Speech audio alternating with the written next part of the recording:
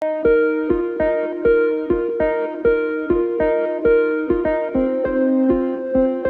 شعبه وزارت کارهای داخلی یک درنامه فردوسی با عریضه مرد 31 ساله ساکن نوحه ووسه مراجعت نموده است که 7 دکبر سال 2022 تخمینا ساعت 01:00 دقیقه هنگام در کوچه نعمت قلبوه پایتخت قرار داشتنش شخصان نامعلوم با روی آشکارا و زورآوری از دستش یک عدد تلفن موبیلی و 500 سومانی را گرفته از جای حادثه غیب شدند.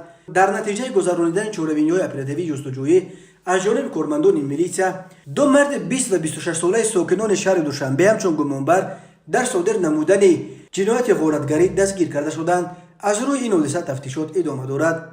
به شعبه وزارت کارهای داخلی یک درنامه فردوسی با عریضه مرد 40 ساله ساکن شهر ایسار مراجعت نموده است که 23 سپتامبر سال 2022 جوان 21 ساله ساکن شهر دوشنبه با روی فریب به باوریش درآمده از او 13 کوب تخته به مبلغ $6000 امریکایی گرفته وعده داده است که مبلغش را در مدت کوتاه برمیگرداند، اما وعدهش را تا حال اجرا نکرده است. از روی این حادثه تفتیشات ادامه دارد. در نتیجه گذرانیدن چاره‌بینی‌های اپراتیوی جستجویی از جانب کارمندان میلیسیا مرد 45 ساله ساکن نوحه اشت همچون گمانبر در معاملات غیر قانونی مواد پیراتکنیکی دستگیر کرده شد. هنگام گفتگو به شخصی از او 32000 دانه مواد پیراتکنیکی دریافت و گرفته شد.